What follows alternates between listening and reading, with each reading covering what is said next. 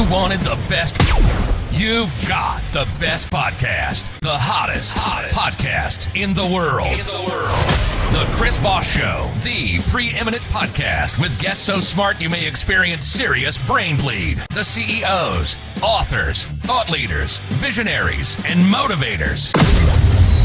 Get ready. Strap yourself in. Keep your hands, arms, and legs inside the vehicle at all times, because you're about to go on a monster education roller coaster with your brain. Now, here's your host, Chris Voss. I'm Moses Voss here from thechrisvossshow.com. There you go, ladies and gentlemen. Welcome to the show. We certainly appreciate you guys coming by. As always, the Chris Voss Show family is the family that loves you, but doesn't judge you, at least not as harshly as your mother-in-law. But you know how to get on good terms with your mother-in-law? I came up with this last show. Refer the show to her and her family and friends, and she'll love you much more, I'm sure. Or maybe not, but you can try. It's worth a try. Tell her and all your friends and relatives to go to goodreads.com/Chris Voss, LinkedIn.com/Chris Voss, Chris Voss one on the TikTokity, Chris Voss, Facebook.com, and all those crazy places on the interwebs in the sky. Today we have an amazing author on the show with us today. He's the author of the newest book that just came out November 30th, 2023, Breakthrough, Master Your Default Mode and Thrive. This is going to be a highly motivational show. We have Hosein Kouros-Mehr on the show with us today. He's going to be talking to us about his latest book and everything that went into it, his insights, and he's going to be advising you on how you too can break through. He's also, on top of being an author, a physician, and scientist. So he's just not making this stuff like I would, folks. He knows stuff. He's been to schooling. He's had the schooling done. He is a doctor, a PhD, an author and physician scientist. He spent over 2 decades in cancer research and drug development. I did some drug development myself, but that was in high school. Thanks to his background, he recognized that was a funny one. He recognized the extraordinary ramifications of recent scientific discovery, the default mode network, DMN, which encodes the human ego and influences our thoughts, emotions, and behaviors.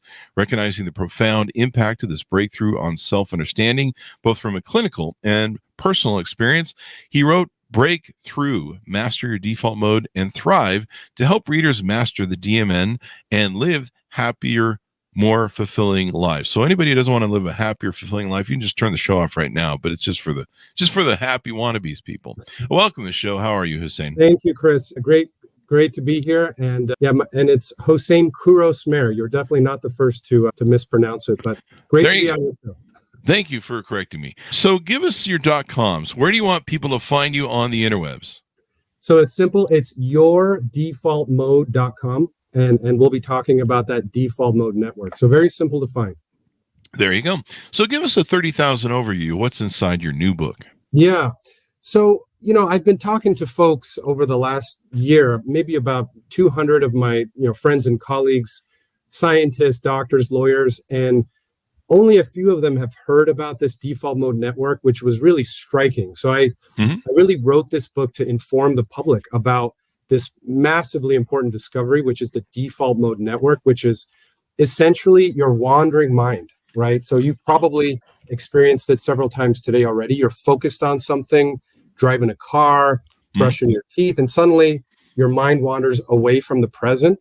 Maybe takes you to the past, to an old conversation, or has you worried about the future. So that wandering mind, that is the default mode network. Oh, really? That explains a lot. I have ADHD, so I have that problem where I'm talking to people and it's like, squirrel, that sort of thing. So is ADHD part of the whole network? That's exactly right. So that default mode network is what pulls you away from the present moment. So it's a big driver of ADHD. It's also the DMN, as I call it. You'll find it in patients with depression, patients with addiction, patients who have PTSD, post-traumatic stress disorder. So when it's overactive, this default mode can cause us a lot of problems. But there are ways, as I talk about in the book, to silence it and to heal it. And that's really coming from a place of self-understanding. Yeah. There you go. Well, that makes sense. What goes into it? How did you discover this? What was the thing that made you go, hey, whoa, this is a thing? So, this has been popularized by a few people like Michael Pollan several years ago. He had a book called How to Change Your Mind. And The people who are into this new branch of plant medicines, there's a group of people who are looking to develop that for, patients with PTSD. So in that small community, they know about the default mode network, but I realize that most of the general public really isn't aware of this. And if you think about it, the DMN and the ego really sits at the intersection of science, medicine, but also spirituality and mental health. So it's a big discovery that I think is going to open the door over the next couple of decades to some new medicines and new ways of thinking about the human brain. So there might be some ways to maybe fix stuff like better, like ADHD, or I don't know. Is part of it too, one of the things, well, you kind of refer to this, but one of the things that you have sometimes with depression or ADHD is your mind likes to beat up on you with thoughts like, hey, remember that one time in 1969 you were said something and hurt someone's feelings, Exactly. Beat you up with bad stuff you did. And the hardest part is learning to be present and going, hey, I can't change what happened there. Like, exactly why are you bugging me? So that's right, and we call that the monkey mind. And for some people it is on all the time. I mean, you have unfortunately victims of war, let's say, and folks coming back from war that are never fully present. Their mind is always back in the past, and it can be a painful way to live. But the good news is that by understanding your default mode and healing it, you can actually, break through to a happier state. And so, in the book, it's really holistic in the sense I've got things in there related to therapeutic and non-therapeutic ways of doing this. So like vodka? No. Well, it's funny. Vodka. I used to use vodka for the monkey brain. it doesn't work quite well. Actually. It doesn't actually. It might in the short term, but in the long run, it causes way more problems. But I would agree. I do talk about that in the book. But there are other ways of doing it. How to silence your default mode, mindfulness exercises, things like prayer, and there's many different kinds of mindfulness exercises. So, and what about burning virgins at a bonfire or anything like that? Does that help? Nothing that exciting. Although there's a part about plant medicine, psychedelics, and how really? There you they go. can be used. Yeah, actually, there might be a goat sacrifice in there somewhere, maybe. No goat sacrifice, but damn it. The funny thing here is, it's not quite funny, but if you look back at the use of plant medicines going back thousands of years, right, in among like Native American tribes, it turns out that what those plant medicines do in part is shutting down the default mode network. Yeah.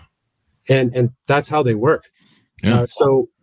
And what we're doing now is trying to understand what is the actual medical value of these plant medicines. So there are folks like Rick Doblin working on this, and there might be FDA approval of some of these in the next year or so. I think I had some burnouts as friends when I was a kid. Do people use that term anymore? It's so 80s. Yeah. I had some burnout friends who were doing a lot of testing and research, scientific, they said.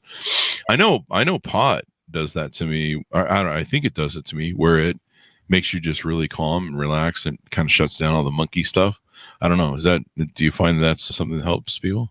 Marijuana doesn't, as far as I know, does not impact the default mode network. It definitely calms you down. It triggers things like GABA, which is it's a neurotransmitter that calms you down. So it's been shown to help sleep.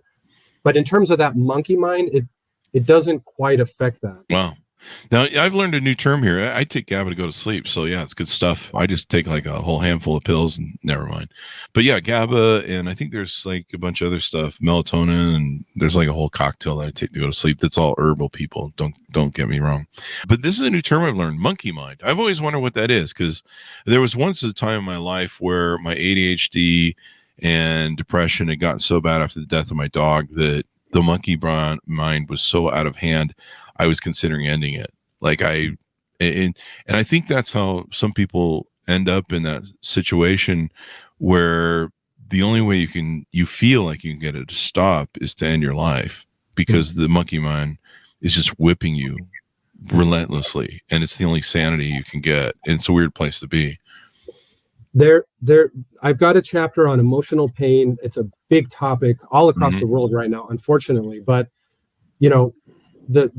if it's things like prayer, things like mindfulness exercises definitely help. When you part of this is self-understanding, coming to realize and really learn how your brain is working and why this emotional pain is coming up. When you have that self-discovery, it can open things up. So, and really, this book is not an academic book. This is not a book about facts. This is a book about helping you self-discover and understand why your brain is doing what it does and to help you heal. So I imagine, admitting you have a problem or identifying it is the first step towards healing. Absolutely. Number one step is the intention. The intention that I want to heal. I want to be happy and healthy. Number 2 is self-understanding. And then number 3 is putting together a plan and implementing it. And you're not going to see a change overnight, but gradually you can completely overcome emotional pain. There you go. You can beat back the monkeys. I'm thinking of who's that artist we had on? The Monkey on My Back song from get the monkey off your back. Yeah. The guy from Genesis. I forget his name. But that song's going through my head now. It'll be there all week. Hey, is that part of it too? Whenever I get a song stuck in my head, like certain songs, if you hear them once, it's stuck in your head, like you're asleep at night and it's playing and you're just going insane from it. Is that part of the monkey brain too? That's part of the monkey brain. So it could be a memory of anything. It could be a memory of a conversation you had as a kid with somebody.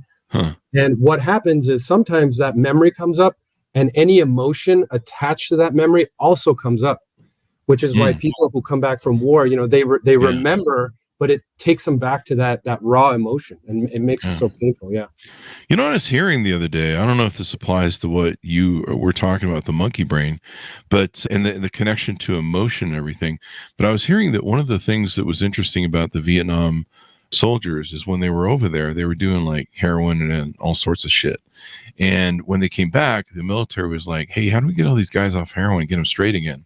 And turns out taking them out of the environment that they were in, they all came back and were cleaned up. They didn't have to go through rehab or anything by putting them in a new environment that probably wasn't hellish like Vietnam.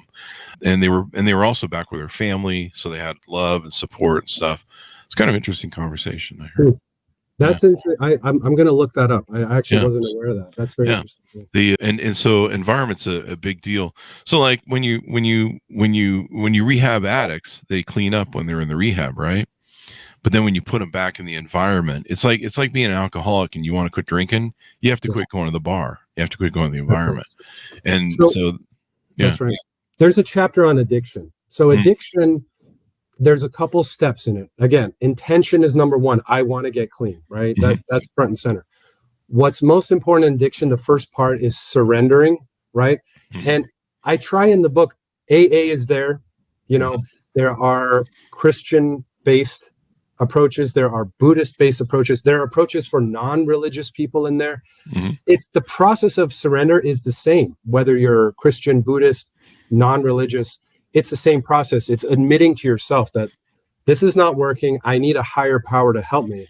And then after surrender, it's insight. It's relying on that higher power to give you the insight to lead you out of that darkness. So there's a whole chapter on it, but it's a very important topic. Yeah, definitely. So is addiction part of that too? I know a lot of people that are addicted to drugs, they have trauma from childhood, sexual trauma, usually other sorts of trauma from childhood.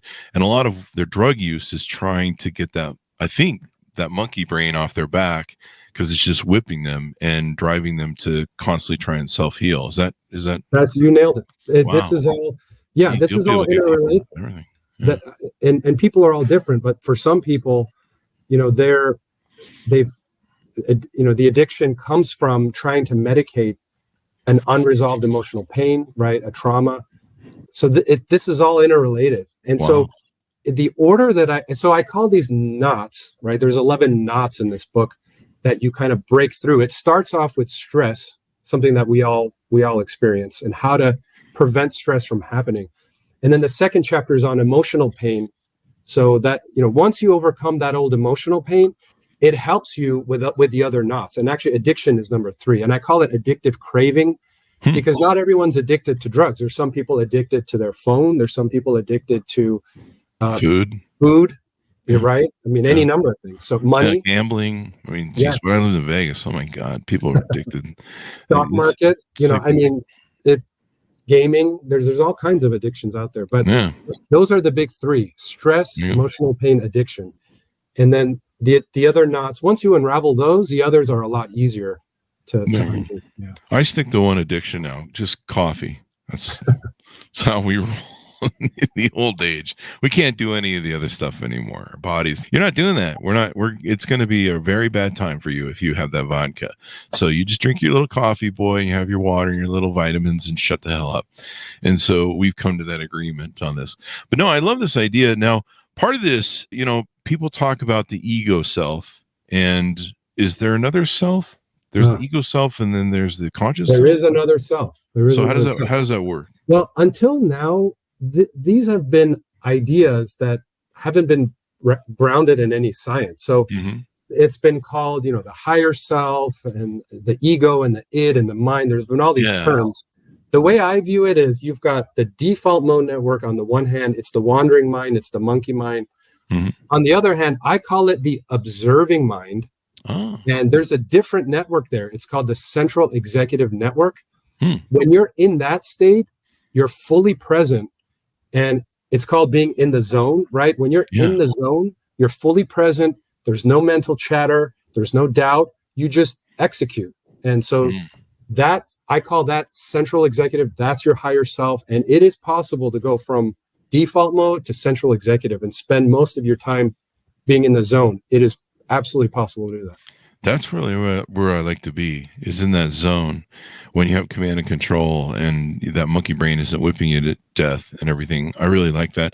Stoicism has really helped me with a lot of, I think, to fight the monkey brain, because when it comes around, I just run it off and I don't let, and part of it is controlling my emotions more through Stoicism.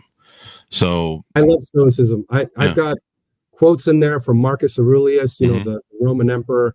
Yeah. What an enlightened person he was, So Stoicism. I keep the book right here off the screen, so every now and then the monkey brain goes off, I look over and go, Stoicism, bitch. Wow.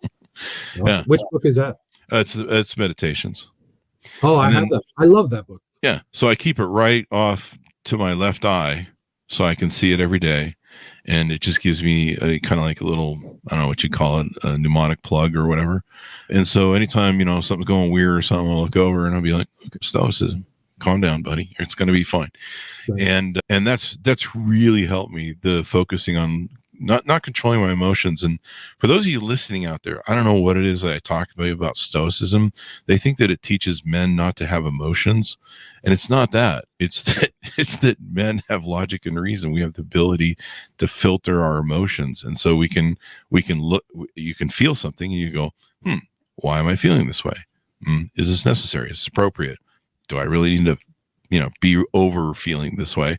Or can we just go, well, that's great. You feel that way and cool. All right. Well, we'll just work on that and fix that for you. Okay, buddy. And that's it. You don't have to go through, I don't have to become a Karen in a part, raging at somebody.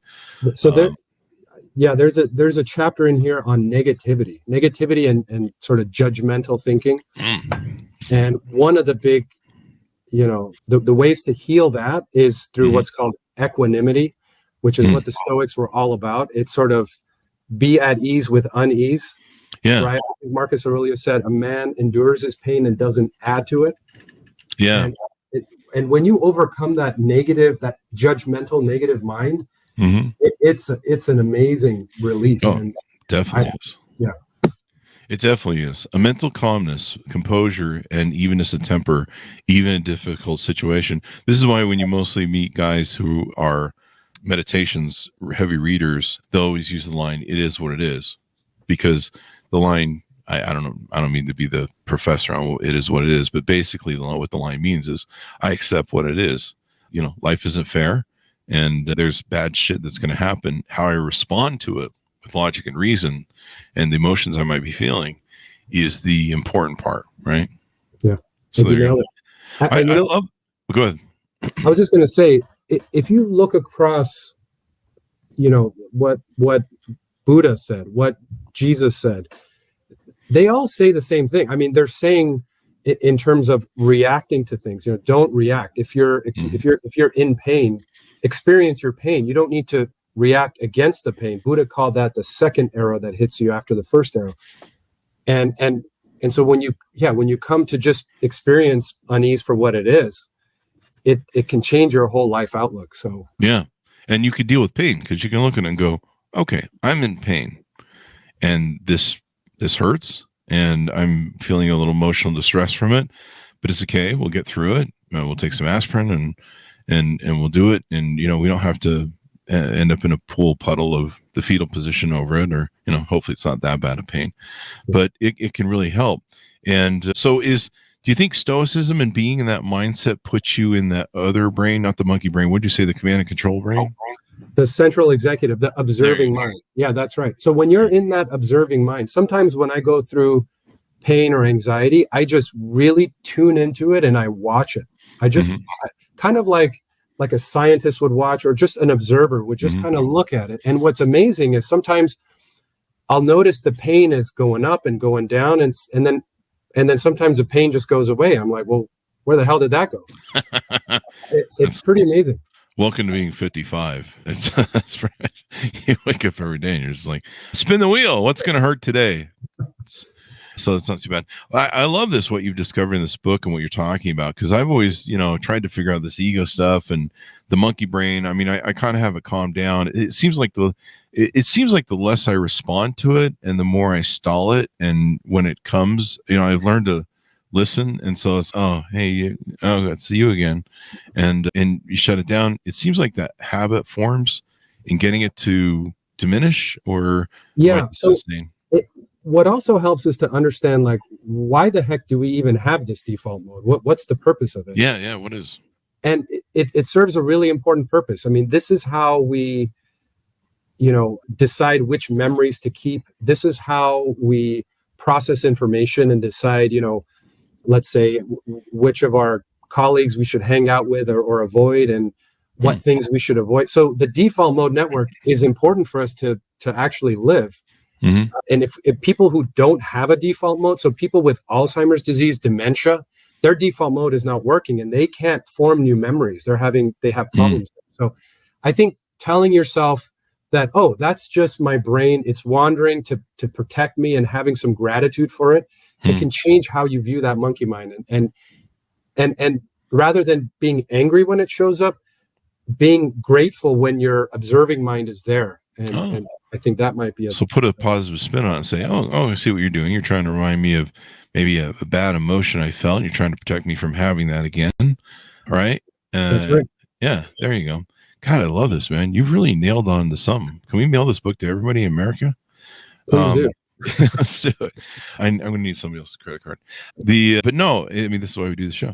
So there was a question that I had for you. Oh, one of the problems I had with the ADHD was I would try and go to bed at night and my mind would just whip me relentlessly, probably the monkey brain, I'll ask you. And it would be reminding me of stuff that I need to do the next day. Don't forget to fire that person. Don't forget to write that email. Don't forget to do, and did you forget that? And it would drive me crazy, and it would become, I even had my ADHD so bad, I would go check the front door to make sure it was locked 20 times a night, check to make sure faucets are off, that sort of shit.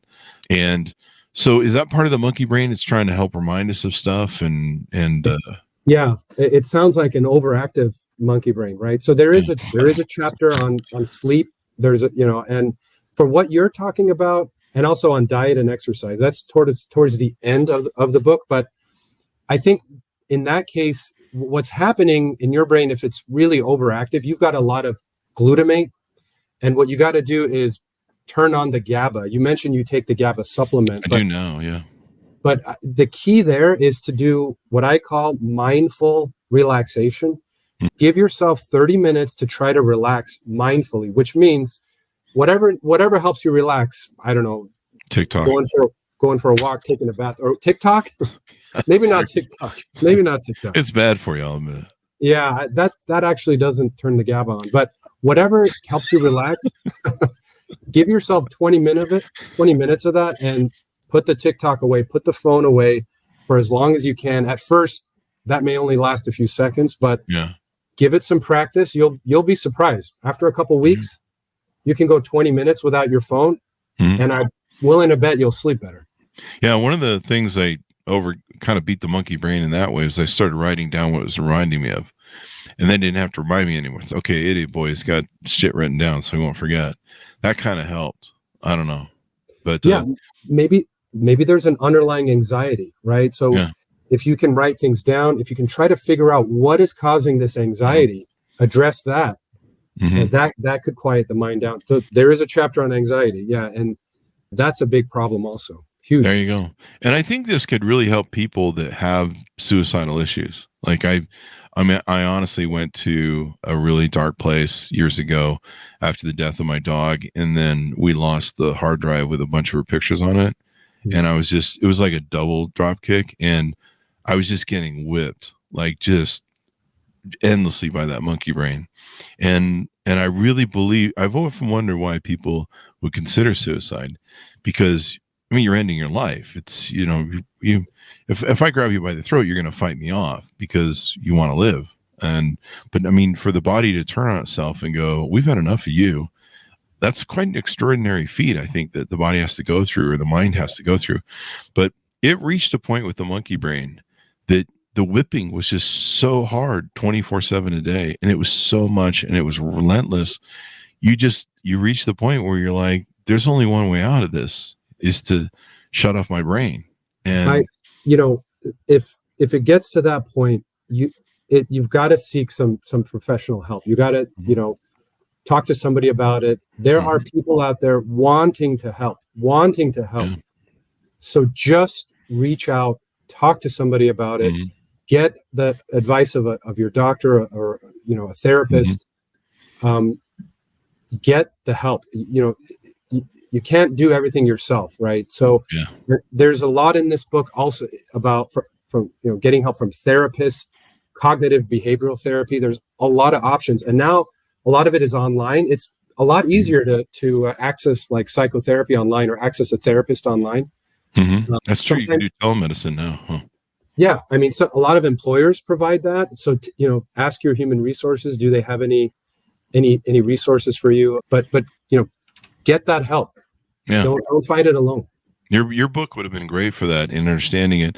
I got lucky, and I had a friend on my podcast, and he introduced me to Eckhart Tolle and The Power of Now and becoming present. And that gave me the tools to fight out of the monkey brain and into the present.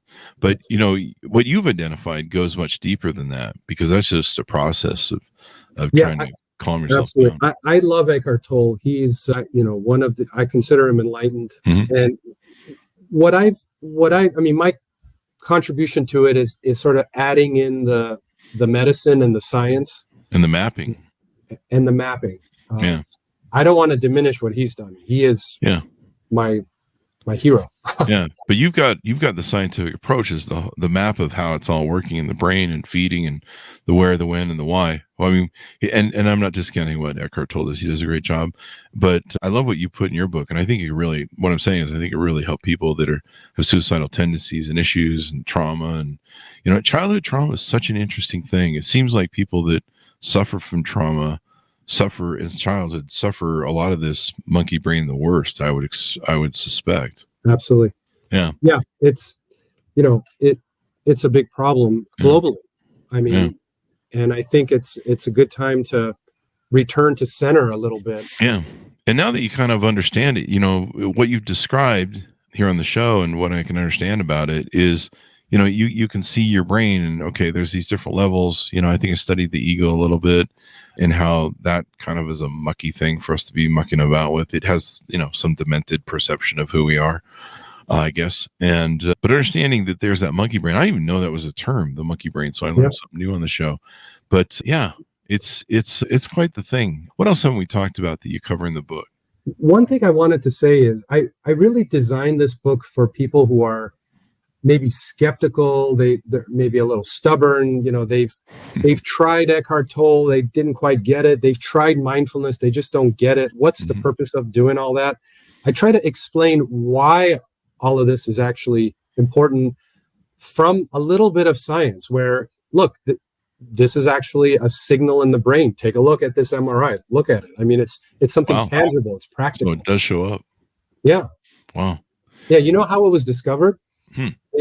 They put some people in an MRI to sort of see what's going on in their head. And someone accidentally took a scan of somebody who was just kind of sitting there not doing anything. And they were surprised to see that the brain was lighting up, super active. Wow. And they're like, that's not what we thought should happen. To show one of the monkey clappers and running around the brain, stuff like that. Well, it turns out, I mean, our brains are never really at rest. That's what's in mine. Yeah, there's always something going on. Yeah. Yeah. Now, let me ask you this. When we have dreams, it's basically it's the bored subconscious mind making movies to entertain itself, I think, or something. What's your take on that? And is that part of the monkey brain too? Yeah, sleep is really fascinating. I mean, we're understanding what happens. It's clear there's different stages of sleep. There's REM sleep, which is where it looks like there's a lot of processing that's going on. Maybe we're deciding what memories to keep, what memories to and there's a part of the brain called the hippocampus. It's where all the memories are kept. So it looks like sleep is a way of processing everything that's happened to us during the day. Yeah. I've had some girls call me hippocampus on Tinder. I'm not sure what that means, but might be a reference to my size.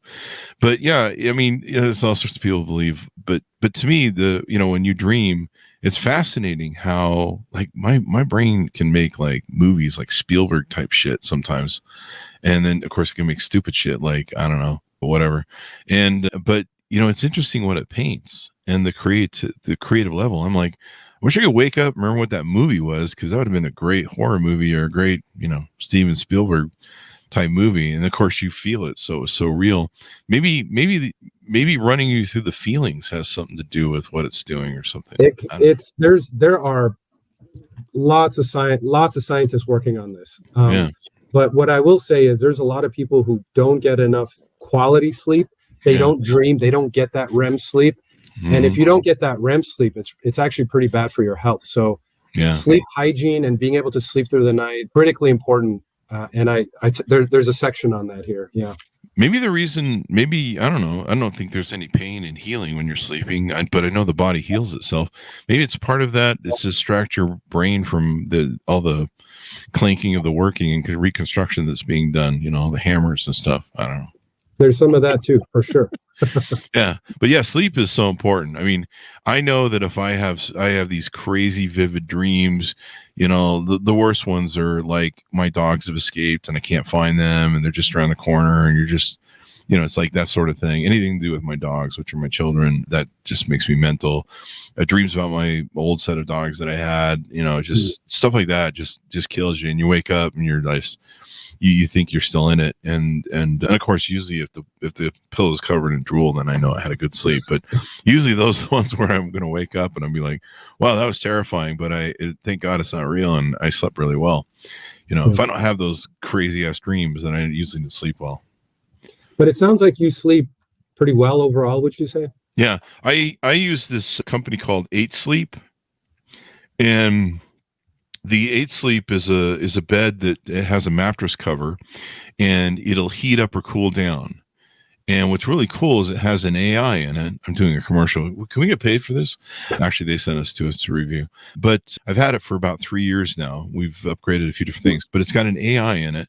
So what it does is it monitors your sleep for when you're in your deepest thing, and it will adjust the temperatures of the bed to get your hit points. So like yesterday, I got a 93 quality sleep. I slept for 7.5 hours. Looks like I got about an hour and 31 minutes of REM sleep, 125 of deep sleep.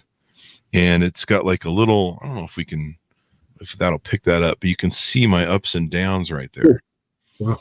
And so it tells me exactly when I finally fell asleep. I think it gives me heartbeat and stuff. Yeah. Heart rate, HVR, breath rate, schedule consistency. It basically tells me I'm not dead yet. So there's that.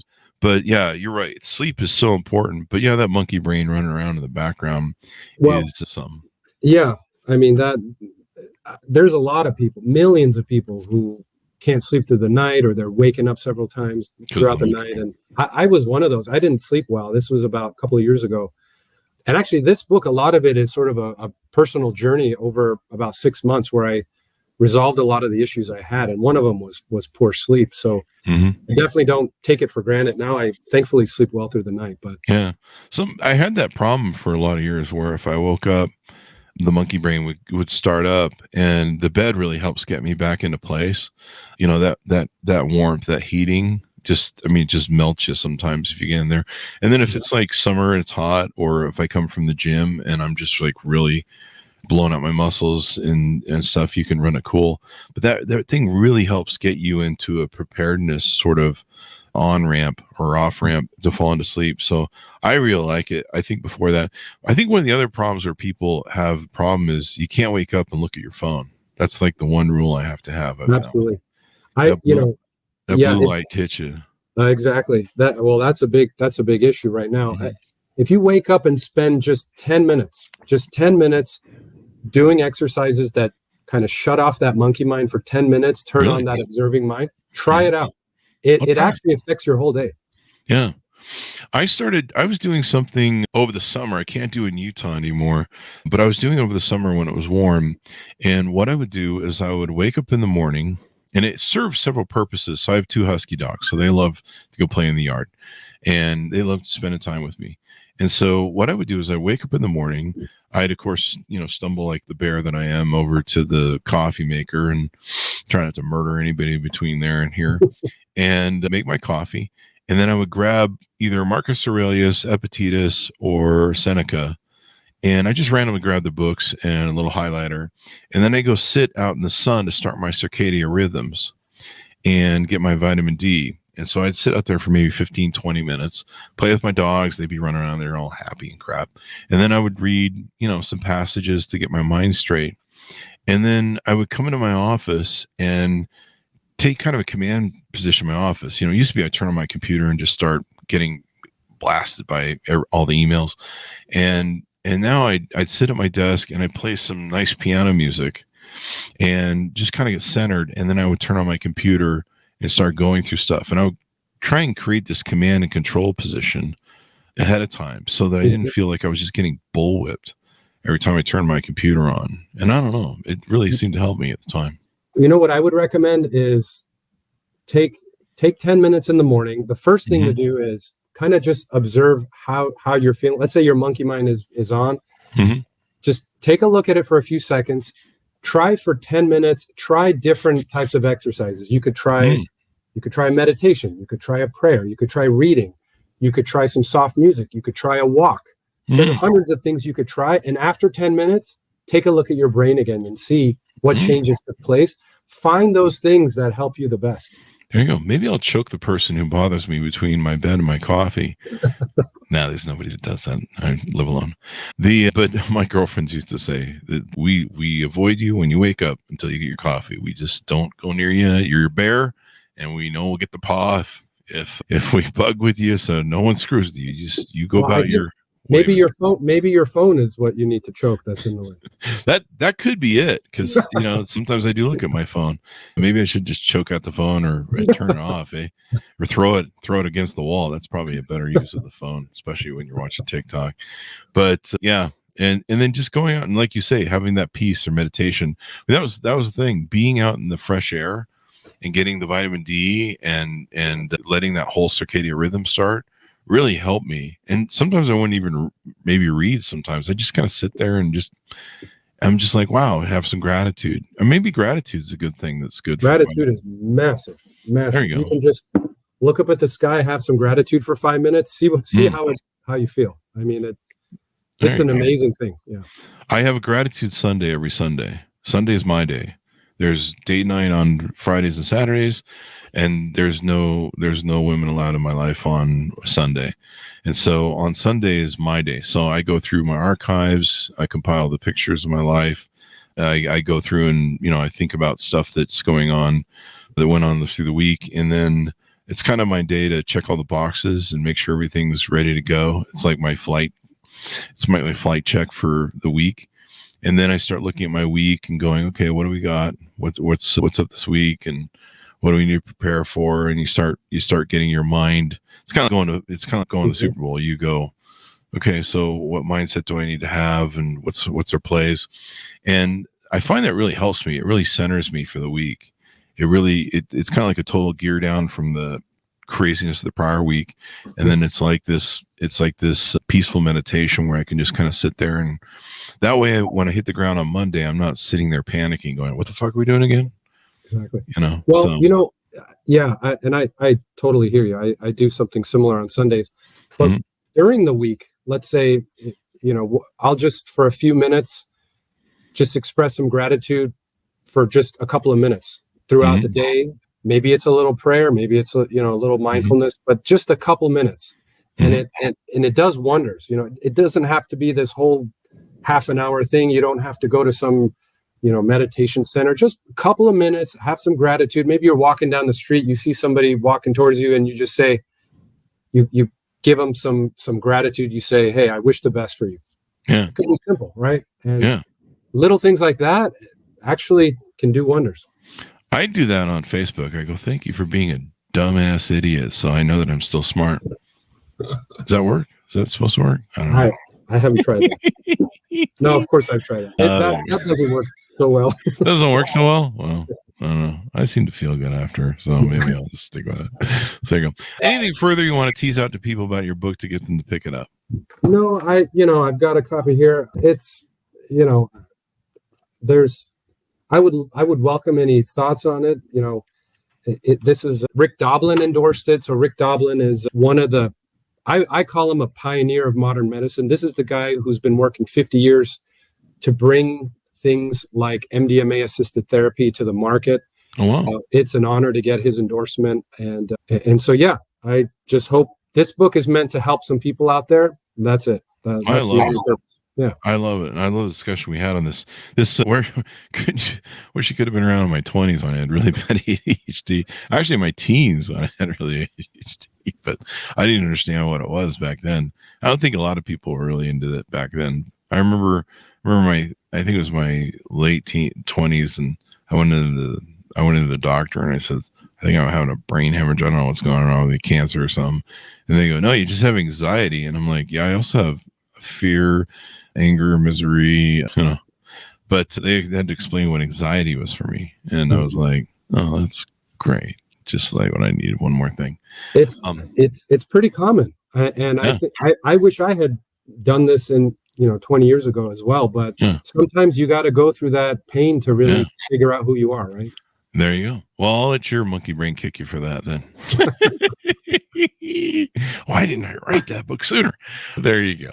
So thank you very much for coming on the show. Give us your .coms so people can find you on the internet. Yeah, it's yourdefaultmode.com. There you go. The book is called Breakthrough, Master Your Default Mode and Thrive. And you certainly will after what we've talked about in the show. If you can master that monkey slinging poop from you, like at the zoo, into your brain, you don't want that. Folks, refer the show to your family, friends, and relatives. Go to goodreads.com/Chris Voss, LinkedIn.com/Chris Voss, Chris Voss 1 on the TikTok, and Chris Voss 1 on, I don't know, it's somewhere out there. Thanks for tuning in. Be good to each other. Stay safe. We'll see you guys next time.